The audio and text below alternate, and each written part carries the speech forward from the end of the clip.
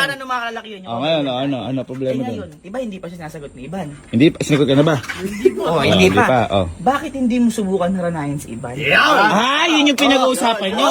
Bakit di, ba't nga boy? Tandaan mo, ang old school, yaan ang lababol. Pinanghihinaan ng loob! Teka, bakit ayaw mo? Kumakanta yun, hindi naman ako kumanta. Ay, Ang tiwala to! Halo, ang panghaharana, hindi yan nadadaan sa ganda ng boses. Yan. Nadadaan yan sa sigaw ng puso mo habang kumakanta ka. Yan. Tandaan mo yan. At ang di ba, ito, ikaw lang ang gagawa na to kasi usually yung iba pinupuntahan, dinidate sa sine. Ito boy, respeto. Dito mo naharanahin.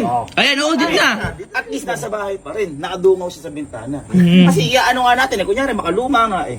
Boy, makaluma man ang gagawin mo.